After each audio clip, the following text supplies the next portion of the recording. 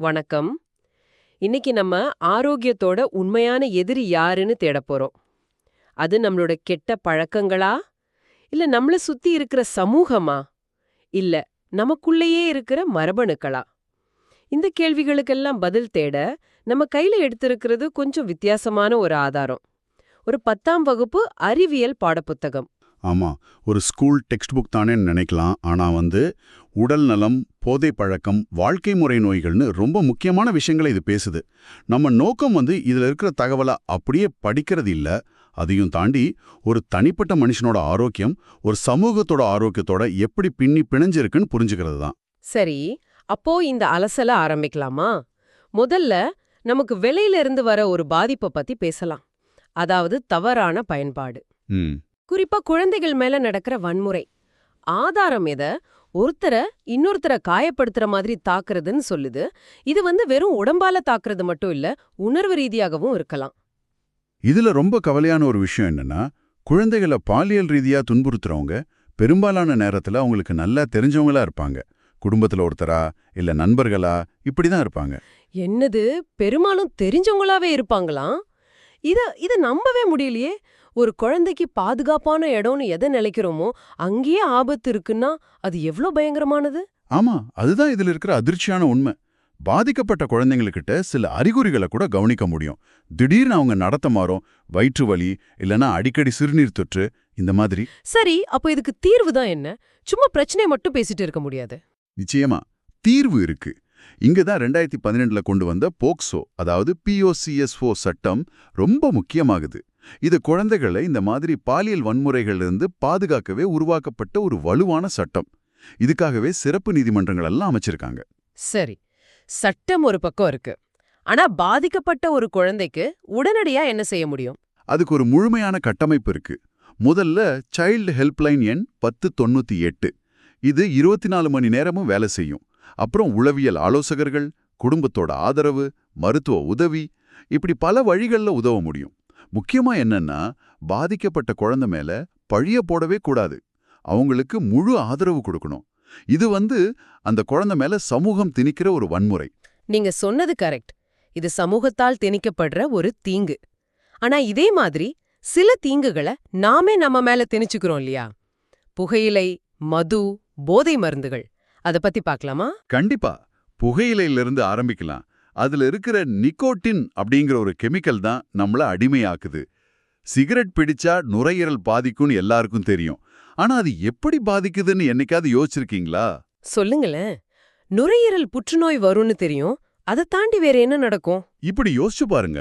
நம்ம நுரையீரல் ஒரு பஞ்சு மிட்டாய் மாதிரி. அதுக்குள்ள கோடிக்கணக்கான சின்ன சின்ன காத்து பைகள் இருக்கும். சிகரெட் புகை, அதுல இருக்கிற தார், பென்சோபைரின்னு சில ரசாயனங்கள், இதெல்லாம் அந்த காத்து பைகளை கொஞ்சம் கொஞ்சமா அழிச்சிடும். அடக்கடவுளே! இதுதான் எம்ஃபைசீமான்னு சொல்றோம். இதனால என்ன ஆகும்னா, நம்மால முழுசா மூச்சு விட முடியாது. மூச்சு விடுறதே ஒரு பெரிய போராட்டமாயிடும். அது மட்டும் இல்லாம புகையில கார்பன் மோனாக்சைடு அப்படின்னு ஒரு விஷவாயுவும் இருக்குல்ல. ஆமா, அதுதான் இன்னும் பெரிய ஆபத்து. நம்ம ரத்தத்துல ஹீமோகுளோபின் ஒன்னு இருக்கு. அதுதான் உடம்பு முழுக்க ஆக்சிஜனை கொண்டு போற ஒரு டெலிவரி பாய் மாதிரி. ஆனா இந்த கார்பன் மோனாக்சைடு உள்ள வந்ததும் ஹீமோகுளோபின் ஆக்சிஜனை விட்டுட்டு இது கூட போய் ஒட்டிக்கும். அப்படியா?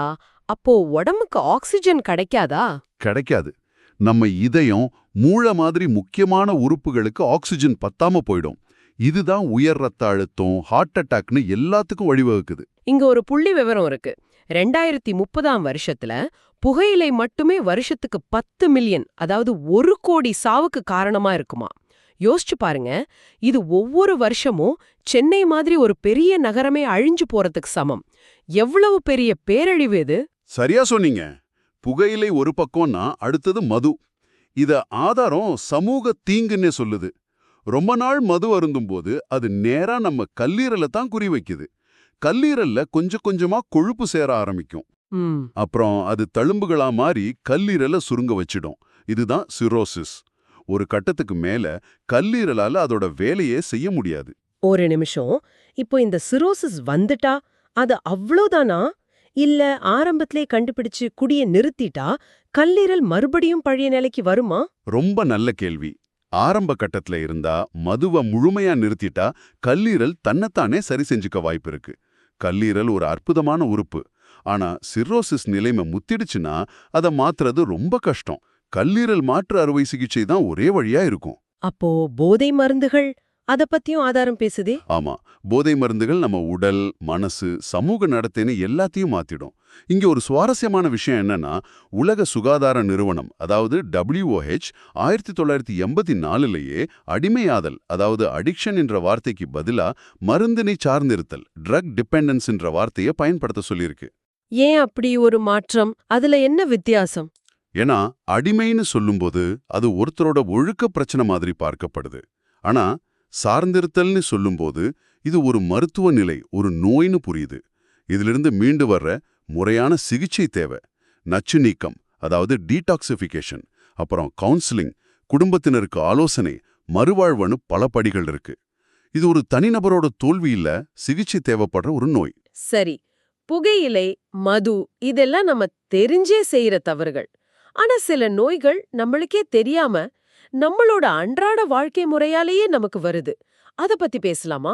கண்டிப்பா. அதுல ரொம்ப முக்கியமானது நீரிழிவு நோய், அதாவது டயபெட்டிஸ்.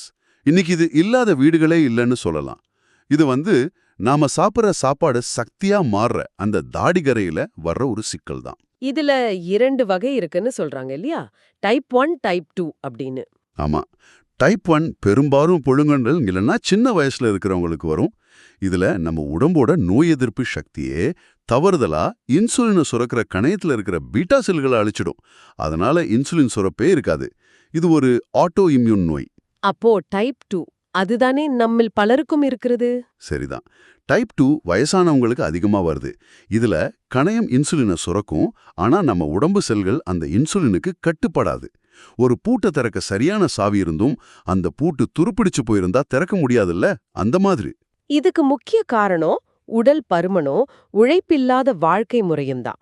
இதோட அறிகுறிகளா அதிக தாகம், அதிக பசி, அடிக்கடி சிறுநீர் கழிக்கிறதுன்னு சொல்லப்பட்டிருக்கு. பலருக்கும் இந்த சந்தேகம் இருக்கும், சர்க்கரை நோயாளிகளுக்கு ஏன் இவ்வளவு தாகம் எடுக்குது? அருமையான கேள்வி. ரத்தத்துல சர்க்கரையோட அளவு அதிகமாகும்போது சிறுநீரகங்கள் அதை வெளியேற்ற முயற்சி பண்ணும். அப்படி பண்ணும்போது அந்த சர்க்கரை தன்னோட சேர்த்து உடம்புல இருக்கிற தண்ணியையும் இழுத்துட்டு போயிடும். இதனால உடம்புல நீர்ச்சத்து குறைஞ்சு மூளைக்கு தண்ணி தேவைன்னு சிக்னல் போகும். அதோட விளைவுதான் அந்த தாகம். இது ஒரு சிம்பிளான அறிவியல். இது உடல் பருமனோட நேரடியா சம்பந்தப்பட்டதுன்னு சொன்னீங்க. உடல் பருமன் எப்படி இதய நோய்களுக்கு வழிவகுக்குது? உடல் பருமன் உயர் ரத்த அழுத்தம், நீரிழிவு, அதிக கொலஸ்ட்ரால்னு பல பிரச்சனைகளோட தாய் வீடு மாதிரி. குறிப்பா இதய நோய். நம்ம இதய தசைகளுக்கு ரத்தம் கொண்டு போற குழாய்களை கொரோனரி தமனிகள்னு சொல்லுவோம். கொலஸ்ட்ரால், குறிப்பா எல்டிஎல்னு சொல்ற கெட்ட கொலஸ்ட்ரால் இந்த குழாய்கள்ல மெதுவா படிய ஆரம்பிக்கும். இதை எப்படி இன்னும் எளிமையா புரிஞ்சுக்கிறது? இப்படி வச்சுக்கலாம். எல்டிஎல் கொலஸ்ட்ரால நம்ம ரத்த குழாயில குப்பைய போடுற ஒரு கெட்டவன் நினைச்சுக்கோங்க. ஹெச்டிஎல்னு சொல்ற நல்ல கொலஸ்ட்ரால் அந்த குப்பைய சுத்தம் பண்ற ஒரு நல்லவன். நம்ம உடம்புல கெட்டவன் அதிகமாகவும் நல்லவன் கம்மியாகவும் இருந்தா ரத்த குழாயில அடைப்பு ஏற்பட்டுடும். அப்போ இதய தசைகளுக்கு ரத்த ஓட்டம் தடைபடும். இதுதான் மாரடைப்புக்கு காரணம். அடுத்து, எல்லோரையும் பயமுறுத்துற ஒரு வார்த்தை, புற்றுநோய். ஆதாரம் இத கட்டுப்பாடற்ற அபரிமிதமான செல் பிரிதல்னு சொல்லுது. அதாவது செல்கள் கண்டபடி ஒரு கட்டுப்பாடே இல்லாம பிரிஞ்சு வளர்றதுதான் புற்றுநோய். அதோட ரொம்ப ஆபத்தான குணம் என்னன்னா மெட்டாஸ்டாசிஸ். அதாவது புற்றுநோய் செல்கள் உருவான இடத்திலே இருக்காது.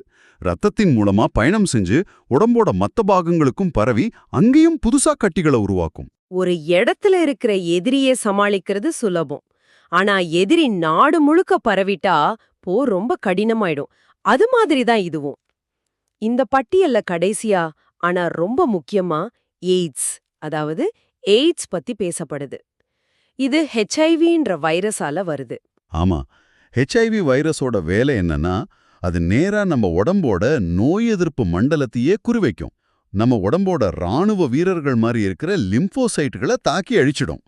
இதனால நம்ம உடம்போட பாதுகாப்பு அமைப்பு ரொம்ப பலவீனமாகி சளி, காய்ச்சல் மாதிரி சாதாரண நோய் தொற்றுகளை கூட எதிர்த்து போராட முடியாம போயிடும். இது எப்படி பரவுது, எப்படி பரவாதுன்றதுல இன்னும் பலருக்கு குழப்பம் இருக்கு.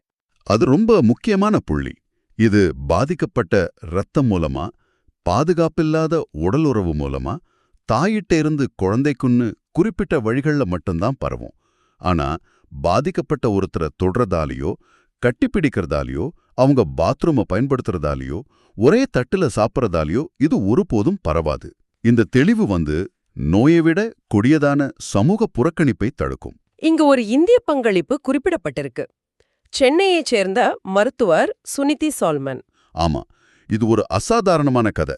1980கள்ல எய்ட்ஸ் பத்தி யாருக்குமே எதுவும் தெரியாது. அது ஒரு மர்ம நோயா பார்க்கப்பட்ட காலத்துல இந்தியாவிலேயே முதல் முறையா எய்ட்ஸ் நோயாளியை கண்டுபிடிச்சு ரொம்ப தைரியமா அதுக்கான ஆராய்ச்சியை முன்னெடுத்தவர் அவங்க. ஒரு பெண் மருத்துவராக சமூகத்தோட அத்தனை தடைகளையும் மீறி அவங்க செஞ்ச பணி மருத்துவ வரலாற்றுல ஒரு மைல்கல். அப்படியானா இந்த நீண்ட உரையாடல்ல இருந்து நாம என்ன எடுத்துக்கணும்? நம்ம ஆரோக்கியத்தோட எதிரி யார்? நம்ம ஆரம்ப கேள்விக்கே வருவோம். எதிரி ஒருத்தர் இல்ல. குழந்தைகள் மீதான வன்முறை மாதிரி சமூக தவறுகள் ஒரு எதிரி. புகை, மது மாதிரி நம்மளோட சுய கட்டுப்பாடின்மை இன்னொரு எதிரி. சர்க்கரை நோய், இதய நோய் மாதிரி நம்மளோட நவீன வாழ்க்கை முறை கொண்டு வந்த எதிரிகள் இன்னொரு பக்கம். அப்போ இது ஒரு சிக்கலான வலைப்பின்னல். தனிப்பட்ட தேர்வுகள், சமூக பொறுப்புகள், நம்மள சுத்தி மாறுற உலகம்னு எல்லாம் இதுல சம்பந்தப்பட்டிருக்கு. இந்த அறிவியல் பாடநூல் நோய்களை சும்மா பட்டியலிட்டு நிக்கல, அது ஆரோக்கியத்துக்கான பொறுப்பை நம்ம கைகள்லயே கொடுக்குது. மிகச் சரியா சொன்னீங்கள். சரிவிகித உணவு, உடற்பயிற்சி, கெட்ட பழக்கங்களை தவிர்க்கிறது, மத்தவங்களுக்கு உதவுறதுன்னு ஆரோக்கியமான வாழ்க்கைக்கான வழிகளை இது காட்டுது. ஒரு நிமிஷம் யோசிச்சு பாருங்க. இந்த உரையாடலை கேட்ட பிறகு உங்க மற்றும் உங்க சமுதாயத்தோட ஆரோக்கியத்தை மேம்படுத்த இன்னைக்கு நீங்க உங்க அன்றாட வாழ்க்கையில என்ன ஒரு சின்ன மாற்றத்தை செய்ய முடியும்? ஒருவேளை ரொம்ப காலம் வாழ்றதை விட வாழ்ற ஒவ்வொரு நாளையும் ஆரோக்கியமா வாழ்றது தான் உண்மையான வெற்றியா இருக்குமோ?